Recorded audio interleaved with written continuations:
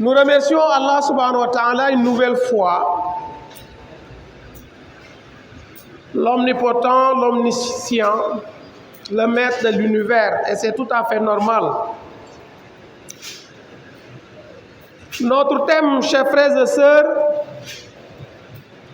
c'est bien les préparatifs pour le mois de jeûne.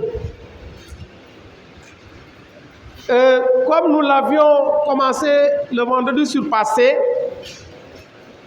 le jeûne est une obligation pour tout musulman.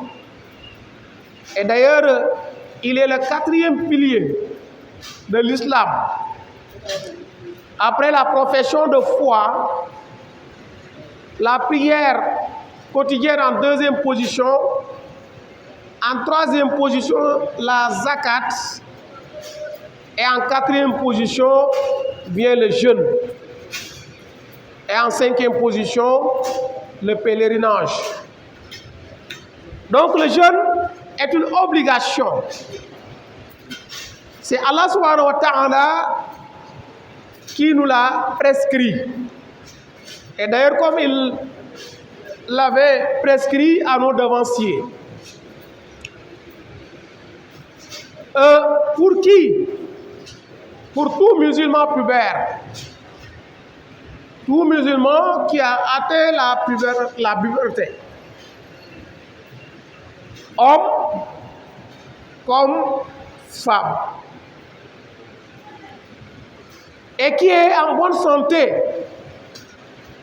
Qui n'a aucune contrainte. Ça peut être une maladie où il est en voyage, il est en train de voyager. Donc, tout musulman pubère, bien portant physiquement et mentalement, doit jeûner. Et je l'avais dit, ceux qui ont des maladies incuratives et que si le jeûne, ça pourrait leur être fatal, il ne faut pas qu'ils mettent leur vie en danger. Ils doivent laisser le jeûne jusqu'à la guérison de leur maladie, et si c'est une maladie incurative qui ne guérit jamais, donc il y a un autre moyen, c'est de donner à manger des musulmans. C'est là, Allah subhanahu wa ta'ala nous dit wa 'ala alladhina yutiqunahu fidyatun ta'amu miskin. Ceux qui sont malades, comme les diabétiques, ceux qui ont tension, ulcère, et ils savent que s'ils mettent le carême, ça pourrait être un danger pour eux. Dans ce cas, ils doivent laisser le jeûne et donner à manger au moins chaque jour minimum 1000 francs. Minimum. Parce qu'avec 1000 francs, le musulman peut bien se régaler. Mais s'il donne plus, ce serait encore meilleur. Voilà pourquoi Allah subhanahu wa ta'ala dit faman tatawwa'a khayran fahuwa khayrun lahu. On dit que la somme minimale c'est 1000 francs. Vous donnez 2000, 5000, 10 000 par jour à cet acte de générosité serait un plus pour lui. Et le jeûne, c'est un mois. Ayyaman ma'adudat. Et il a également une période. C'est le mois de jeûne, mois de Ramadan. Le mois de Ramadan, qui est le 9e mois du calendrier musulman. Et donc, Comment connaître maintenant que nous sommes dans le mois de jeûne? Il faut regarder la lune. Le prophète sallam nous dit Soumu li ru'yatihi wa aftiru li ru'yatihi. Donc, à 29 jours, après 29 jours de Shaban, tous les musulmans doivent regarder la lune ou une partie. Et lorsque nous apercevons le croissant lunaire, c'est là on sait que maintenant le jeûne doit commencer. Le jeûne a débuté. Lorsque nous apercevons le croissant lunaire au soir du 29, on sait que demain, nous sommes rentrés dans le mois de Carême. Maintenant, il peut pleuvoir ou le ciel peut être nuageux.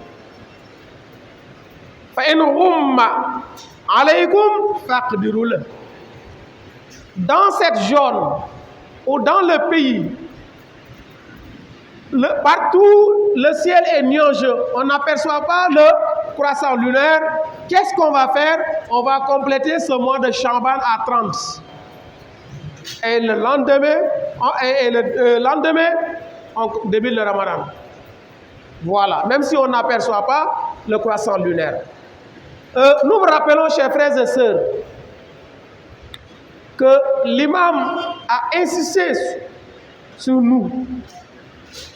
Il y a des programmes qui sont devant nous et ça concerne énormément la mosquée. Car ces cérémonies sont organisées par des fidèles de la mosquée et voire même notre imam, Imam Moussa. Voilà pourquoi l'imam voudrait non seulement que nous allons, Inch'Allah, répondre à cette invitation, mais lui apporter notre soutien. Nous avons nos frères qui font le tour de la mosquée pour faciliter aux donateurs et aux donatrices et aux bonnes volontés également, après la prière, Inch'Allah, pour qu'on puisse manifester notre soutien à notre imam qui organise avec son association un concours coranique ce dimanche, Inch'Allah. Donc apportez ce que vous pouvez, le bienfait n'est jamais perdu.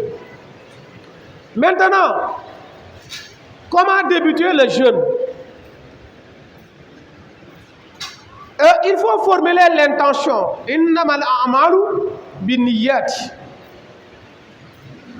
Dans toute adoration, il faut d'abord formuler l'intention.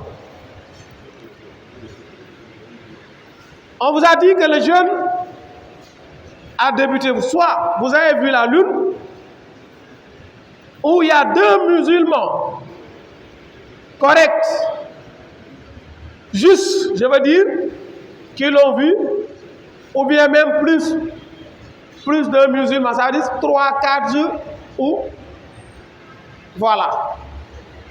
Si c'est toi seul qui as aperçu le croissant lunaire, tu dois débuter le jeûne. Ou tu connais 2 musulmans juste, ou une foule, et cette foule commence par 3, 4, 5, jusqu'à plus l'infini. Donc, vous formulez l'intention de jeûner tout le mois. C'est l'hypothèse d'ailleurs le plus facile. Parce qu'il y a 2 hypothèses. Soit vous formulez l'intention de jeûner tout le mois et cette intention est suffisante durant tout le mois. Ou bien chaque soir vous renouvelez cette intention et c'est un peu difficile.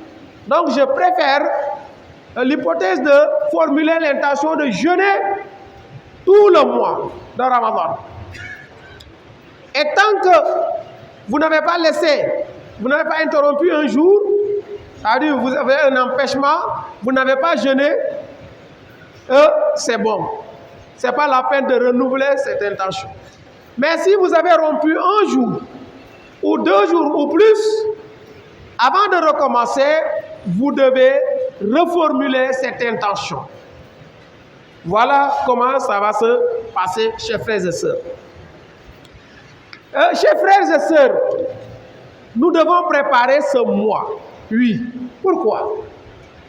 Parce que c'est un mois très, très, très bénéfique, très béni. Écoutez ce hadith. Le prophète sallallahu alayhi wa sallam nous dit إذا جاء رمضان فتحت أبواب الجنة وغلقت أبواب النار وصفدت الشياطين. Le prophète sallallahu alayhi wa sallam nous dit, lorsque le mois de jeûne arrive, toutes les portes du paradis sont ouvertes. Celles de l'enfer fermées. Le Satan ligoté, attaché. Cela veut dire quoi? Les portes du paradis ouvertes. Ça veut dire qu'il est très facile de faire des actions qui te mènent vers le paradis. Des actions qui rendront lourd ta balance. Oui. Vous priez régulièrement. Et d'ailleurs, vous constatez même, pendant le mois de Ramadan, comment les mosquées sont remplies. Même pendant les heures les plus difficiles. Le Fajr. En tout cas, pendant les 15 premiers jours, si tu ne viens pas vite, tu ne vas pas avoir une bonne place. Ou bien tu ne seras pas devant, je veux dire, parce que toutes les places sont bonnes. Je retire la première parole. Mais quand même, les places de devant sont les meilleures, comme l'a appris le prophète sallallahu alayhi wa sallam. Voilà, pour les hommes. Parce que les mosquées sont tellement remplies. Vous voyez comment il est facile de se lever à 5 heures pendant le mois de Ramadan pour aller prier. Pendant la prière de Aïcha également. Parce que le prophète nous apprend que les heures les plus difficiles, c'est à 5 heures du matin et la prière de 19h30. Parce qu'à 5 heures, il y a le sommeil. À 19h30, il y a le marché. Ou les activités. Vous voyez? Donc, tel n'est pas le cas pendant le mois de jeûne. Et il est facile également de lire le Coran. Tous les gens nettoient leur Coran en poussière et commencent à faire descendre le Coran. À descendre le Coran. Lire intégralement le Saint-Coran. Faire des zikrs. Et surtout les actions de générosité. Voilà comment on comprend ce hadith. L'ouverture des portes du paradis. Mais ça ne va pas dire qu'on réveille ceux qui sont dans les tombes et on les fait entrer dans le paradis. Non. Mais ça veut dire qu'il est facile de faire des actions qui te permettront d'entrer au paradis. Et il nous dit les portes de l'enfer sont fermées. Comment? Oui, mais si on ne laisse pas la prière, si on lit le Coran, on est juste au travail, on ne sort pas la nuit pour aller dans certains milieux interdits. On prie régulièrement, on fait des actions de générosité, mais vous fermez les portes de l'enfer. Parce que l'enfer, les actions de l'enfer sont, on peut dire, contraires avec celles du paradis. Vous voyez? Donc, quand vous ouvrez les portes du paradis, cela veut dire que vous avez fermé celles de l'enfer. Et si vous faites le contraire, ça revient également au contraire. Que Dieu nous donne la bonne compréhension. Et le Satan est bien attaché. Cela veut dire quoi? Il n'a aucun pouvoir il est bien attaché. Il ne peut plus semer la terreur sur nous. Voilà pourquoi les gens prient correctement, se réveillent à 5 heures, abandonnent les maquis, et que Dieu nous donne la bonne compréhension. Donc, voyez comment il est important de, comment dirais-je, de se précipiter pour rentrer dans ce mois saint. Un hadith, le prophète sallam nous dit, écoutez d'ailleurs ce hadith. Ta'alamu ummati ma fi Ramadan min al-khayr latamannat an yakuna Ramadan as-sannata kullaha. Le prophète sallam nous dit, si ma communauté connaissait véritablement les mérites qui se trouvent dans le mois de Ramadan, wallahi, elle souhaiterait que toute l'année soit le mois de jeûne. Allahu Akbar. Parce que c'est un mois, tout est mérite. Vous dormez, on vous accorde des mérites. Vous priez, on vous accorde des mérites. Vous méditez, on vous accorde des mérites.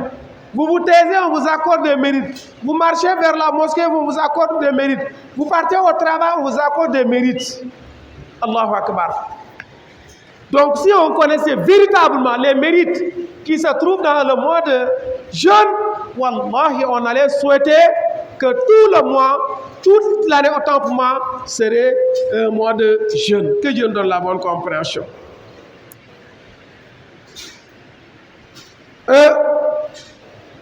Maintenant, le musulman doit savoir les obligations et les actes traditionnels qui sont dans ce pilier. Parce que dans tous les piliers, il y a des obligations. Dans la prière, il y a des obligations. Dans le jeûne, il y a des obligations. La zakat également. Pour le jeûne, il y a deux seules obligations. Deux seules obligations. Si on dit obligation, ça veut dire à faire impérativement. Oui. La première obligation, c'est l'intention. Vous avez laissé l'intention, le jeûne n'est pas valable. Parce qu'une obligation, dans une adoration, vous la laissez, c'est annulé. C'est comme dans la prière, chers frères et sœurs. Vous laissez une obligation, vous ne savez pas comment réparer cette obligation dans la prière, votre prière est annulée. Voilà pourquoi il est impérativement important pour le musulman de connaître ses obligations. Donc la première obligation, c'est l'intention, qui doit être formulée avant le jeûne. La veille, ça veut dire, on dit demain, c'est en tout cas au plus tard, avant l'appel de 5 heures du matin. Avant le début du jeûne, vous devez formuler cette intention. N'est-il pas plus facile donc de formuler l'intention de jeûner tout le mois? Bien sûr que oui. Maintenant, la deuxième obligation, c'est préserver toute chose qui peut rompre le carême. Toute chose. C'est la deuxième obligation. Ça peut être boire, ça peut être manger, ça peut être faire un désir charnel, ça peut être. En tout cas, toute chose qui peut annuler le carême, le musulman doit s'en réserver. Voilà les deux obligations qui sont dans le mois de jeûne. Il y a maintenant les actes traditionnels qu'on appelle les sunnah. Ta'jilul futur, c'est manger juste avant l'heure. Écoutez bien, se lever à 5 heures ou à 4h30, en tout cas manger avant le début, 15 minutes avant le début de jeûne. Voilà. Manger juste avant l'heure. Il y a des gens qui disent, bon, je préfère manger à minuit pour ne pas se réveiller parce que quand je me réveille, je vais perdre mon sommeil. Non. Une sunna, c'est une tradition prophétique. Le prophète sallam nous dit, tasahharu, fa inna fi suhur baraka. Il dit, prenez le suhur, ça veut dire le repas de 4h30, 4h, 4h45. Parce qu'il y a une bénédiction. D'ailleurs, ça vous permet d'être bien en forme, mais également il y a eu des mérites dans le suhour. Donc il ne faut pas être fainéant ou ne pas vouloir perdre ton sommeil et Inch'Allah, pour ne pas prendre le suhour. Deuxième axe traditionnel, ta'khir suhour. Excusez-moi, ta'jil al-futur, c'est couper le carême rapidement. Je vais rectifier un peu. Ta'jil al-suhour, ta'khir al-suhour, c'est manger à 4 heures. Maintenant, ta'jil al-futur, c'est couper le jeûne rapidement. Quand on dit qu'il est l'heure, il est l'heure de couper le carême, n'attendez même pas. On dit que je vais prier d'abord, je vais prendre mes ablutions. Non, non, non, non. Voilà. Donc, ta'jil al-futur, c'est si on dit Bismillah, il est l'heure de couper le carême, il faut couper rapidement le carême. Il ne faut pas attendre 10 minutes après, 4 minutes après. Non, non, non, non. Immédiatement. Maintenant, ta'khir al-suhour, c'est manger à 4 heures. J'avais un peu mélangé les deux, vous m'excusez. Troisièmement, c'est préserver la langue. Kaful lisan. De ne pas dire des futilités pendant le jeûne. Ne pas calomnier pendant le jeûne, ainsi de suite, ainsi de suite. Donc, vous devez préserver la langue de toute chose qui peut rompre le carême ou qui peut, comment dirais-je, réduire les mérites. Troisièmement, le prophète sallam d'ailleurs nous dit dans un hadith, Man lam yada' qawla adh-dhur wal 'amal bi falaysa lillahi hajatun fi an yada'a ta'amahu wa sharabahu. Le prophète sallam nous dit, celui qui ne peut pas préserver sa langue des futilités, des paroles non utiles, Allah subhanahu wa ta'ala ne veut pas ou bien n'a aucun intérêt pour que ce dernier abandonne son repas et sa boisson. Parce qu'il y a certains jeûnes, vraiment, ce n'est pas vraiment le jeûne, mais c'est juste un abandon de manger et de boire. Parce que vous jeûnez, vous ne priez pas. Hein? Vous jeûnez, vous calomniez les gens. Vous jeûnez, vous critiquez les gens. Vous jeûnez de passer tout le temps à jouer lido. Et il y a des musulmans qui le font. Ils disent, bon, c'est pour, comme le disent les musulmans, d'accord, chasser l'heure. Parce que lorsque vous jouez à la carte ou le lido, parce que l'heure passe vite. Mais il est plus, wallahi, celui qui connaît vraiment l'importance de ce mois de jeûne ne va pas se comporter comme tel.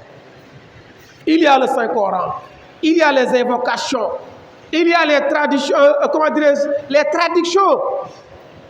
Allez écouter la traduction du Saint-Coran en langue wolof, en langue ou en tout cas en langue maternelle, que font nos braves imams.